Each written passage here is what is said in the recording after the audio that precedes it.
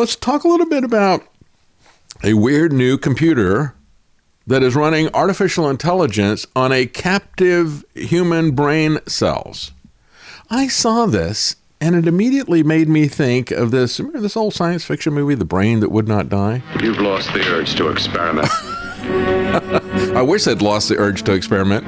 Unfortunately, Every time you touch me, I go out of my mind. A car accident. She must have hit a truck before they put the Mansfield bar on it. Let me die. Let me die. The Brain That Would Not Die. Yeah, we live in a science fiction movie. Alive by experimental science, by a man whose abnormal passions inspired him to try the impossible. I brought her back. She'll live and I'll get her another body. What's locked behind that door? Horror. No normal mind can imagine. Something even more terrible than you. Horror is its ultimate. And I'm that. Behind that door is the sum total of Dr. Courtney's mistakes. Yes, that's right. Unfortunately, they've not tired of experimentation, and there is a horror behind that door that is something that no normal mind would imagine. An Australian startup, Cortical Labs, has launched what it is calling the world's first code deployable biological computer, human brain cells. And presumably, this is not being sourced from Alexandria Occasional Cortex. They need these things working all the time. A shoebox-sized device, dubbed a CL1. I hate to think what CL2 is going to be.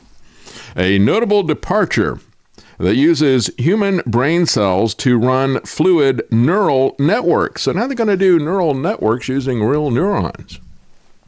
In 2022, Cortical Labs made a big splash after teaching human brain cells in a petri dish how to play the video game Pong, which, by the way, was the thing that Musk was doing, wasn't he? With the BCI thing? Didn't he have somebody playing Pong or something?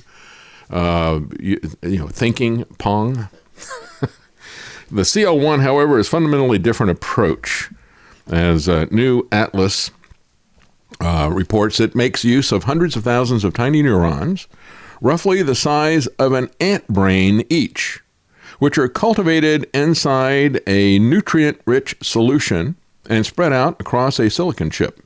There you go. Okay, a lot of little ant brains in there.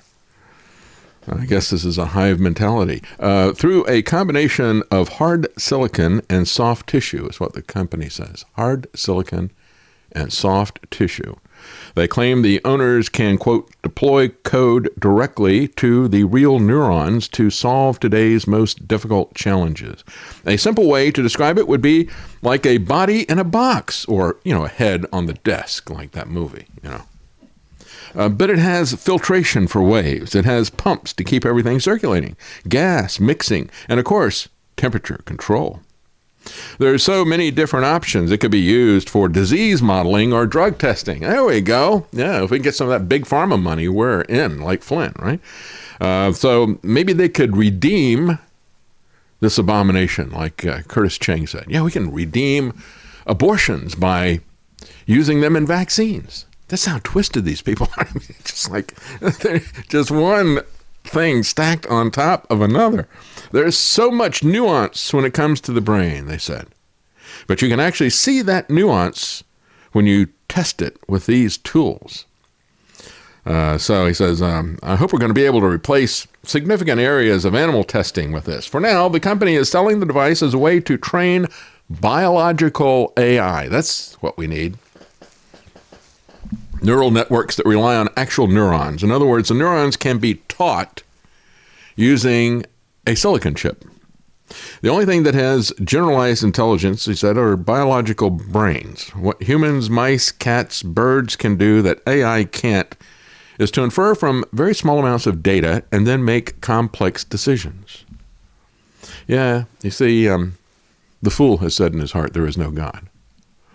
Look at these people constantly trying to copy and imitate and duplicate what God has done. It's amazing. The approach could have some key advantages. For instance, the neurons only use a few watts of power compared to the infamously power-hungry AI chips that require orders of magnitude more than that. Think about that. Think about how much we can do with our brains, not requiring the amount of power that could light up a city.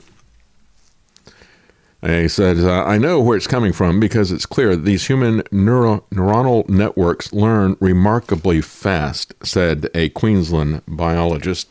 At this stage, I would reserve my judgment because learning Pong is one thing, but making complex decisions is another. The race to apply emerging neurotechnologies such as brain-computer interfaces. Who is it that's into that heavily? Oh, it's Elon Musk and Neuralink, the BCIs. And he's not the only one doing it. Everybody talks about Elon Musk.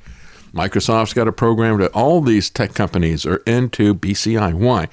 A big part of it is the money that is coming out of the government. In 2013, Obama started the BRAIN program, and it's an acronym, but massive funding. It's a couple $100 million. And DARPA's got its own neuroweapons program as well. There's a lot of money there. This new battlefield in an era of neuroweapons can be broadly defined as technologies and systems that could either enhance or damage a warfighter, or a target's cognitive and or physical abilities, or otherwise attack people or critical societal infrastructures. And it has begun. It's been going on for some years. And many countries have these types of programs. And so it's a race. It's an arms race to hack into your brain and your nervous system. Brain-to-brain connections or brain-to-machine, while bringing new dimension to both hard and soft power struggles of the future. So the military-industrial complex has been doing this for decades, as they point out. Neuroscience's very origins lie in war, just as the American neurology science was born out of the Civil War, looking at nerve damage and other things like that, I guess with the amputations. The roots of neuroscience are embedded in World War II, like most of these abominations that we have. Project Bluebird and Artichoke were 1950s era projects that worked to determine whether people could be involuntarily made to carry out assassinations through hypnosis. The especially infamous MK-Ultra, where human mind control experiments were carried out in a variety of institutions in the 50s and 60s. And so we look at these things, and as I've said, from their very inception, DARPA and many of these agencies were always focused on mind control and for, as you see, nefarious acts. Let's kill people. Let's control people so we can use them to kill other people. Always about the violence and stuff. And that's why I say that DARPA is so darkly demonic and occultic. And so now you got the Brain Initiative. You've got DARPA's next generation non-surgical neurotechnology, where they don't have to open up your brain and stick in a probe like Musk is doing. They call that N-cubed because of 3 N's there. The military is intensely interested in emerging neurotechnologies, and they have intense funding for it. A lot of it rolling through DARPA. 2023 write-up of DARPA's neurotechnology efforts. They've initiated at least 40 neurotechnology-related programs over the past 24 years. From the Interface, a publication describes the current state of affairs at DARPA funding as effectively driving the brain-computer interface research agenda. That's exactly what Eisenhower said was going to happen with the military-industrial complex. They would drive the agenda for research, swamp it, and use it for dark things. In more recent years, DARPA-funded scientists have created the world's most dexterous bionic arm with bidirectional controls. They have used brain-computer interface to accelerate memory formation and recall. It's like Total Recall, right? Have even transferred a memory from one rat to another, where the rat receiving the memory almost instantaneously learned to perform a task that typically took weeks of training to learn. Think about that. They've also, so you can transfer memories. You can, they said DARPA was bragging about how they were going to do it to help people with PTSD. I said, that's not why they're doing it. They're not creating these armed robots to help little ladies walk across the street. They're not doing memory altering and putting in different memories that you didn't have. They're not doing that to help people with PTSD either. Brain program, it stood for Brain Research Through Advancing Innovative Neurotechnologies. That was back in 2013. That was initially, I think, about $200 million. It built on the Human Genome Project, which is where Francis Collins worked before he did his Frankenstein science at the NIH. But this neuroscience is also being led by the NIH, and that's what I believe that's one of the reasons why they put Francis Collins there, and also by DARPA. And so as they talk about the different things that they have been doing, haptics program where you can it can have you feel something that is remote. Technologies that are able to extract information from the nervous system quickly enough to control complex machines and to do it wirelessly. This is the kind of stuff that they're working on. Rice University neuroengineers are leading an ambitious DARPA-funded project to develop a non-surgical device capable of both decoding neural activity in one person's visual cortex and recreating it in another one in less than 1/20th of a second. So in the early instantiation of DARPA and the NSA and stuff, they were using the occult to try to do remote viewing. With this, what they would do is they would use essentially hardware to let you to tap into the visual cortex of what one person is seeing and let the other person see it. They've hacked into this, and this. You look at this, it's like what the Bible says, as in the days of Noah. Right? We are modifying humans in really crazy ways. So the N-Cubed funds are also developing what they call brainstorms, an injectable brain-computer interface, which one day could, in tandem with a helmet, be used by someone to direct or to control vehicles, robots, and other instruments with their thoughts. And if you go back and look at, some people point out that Elon Musk is all about the military-industrial complex, and of course he is. You look at the things he's involved in, satellite communications, rockets, and stuff like that. But it's also some of the early, brain-computer interface. One of the first DARPA projects was self-driving vehicles.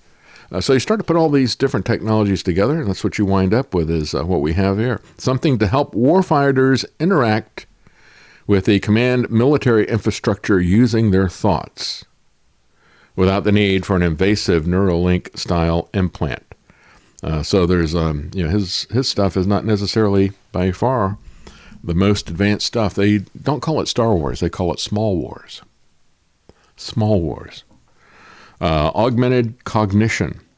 Technologies capable of extending by an order of magnitude the information management capacity of a warfighter. And the U.S. is not the only one doing this. The EU's got the Human Brain Project, the China Brain Project, Japan's Brain Minds Initiative, and Canada has Brain Canada.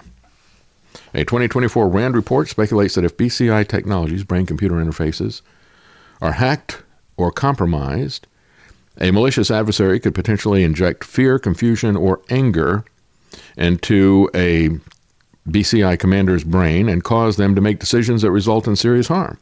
Neuroimplants could control an individual's mental functions, perhaps to manipulate memories, emotions, or even to torture the wearer. And stop and think about this, even though they're doing this and saying we're going to do this with our soldiers who submit to this. If they're going to be using nanotechnology, and if they're going to be able to do things wirelessly, then they can use this for the kind of mass mind control that they would like to. And of course, they have massive tools of mind control, don't they already? Through social media, through artificial intelligence. We can turn those things off. It may be more difficult to do this as transhumanism moves forward. But this is all about transhumanism. And if you understand where the technocrats want to go, it is an essential part of the technocracy, this transhumanist goal. Again, the idea that they're going to become like gods and live forever. And the fact that they are going to control other people. Such efforts towards transhumanism are being pushed from the top with little room for meaningful public debate. These efforts are also intertwined with ongoing pushes towards stakeholder capitalism, of course, the World Economic Forum, and efforts to hand decision-making processes and common infrastructure to an unaccountable private sector through public-private partnership. That, I believe, is what the Trump administration is all about. Both sovereignty and humanity are under attack, both on and off the battlefield. Hello, it's me, Volodymyr Zelensky. I'm so tired of wearing these same t-shirts everywhere for years. You'd think with all the billions I've skimmed off America, I could dress better. And I could, if only David Knight would send me one of his beautiful gray MacGuffin hoodies or a new black t-shirt with the MacGuffin logo in blue. But he told me to get lost. Maybe one of you American suckers can buy me some at thedavidknightshow.com. And David is giving a 10% discount to listeners from now until 2025. At that price, you should be able to buy me several hundred. Those amazing sand-colored microphone hoodies are so beautiful. I'd wear something other than green military cosplay to my various galas and social events. If you want to save on shipping, just put it in the next package of bombs and missiles coming from the USA.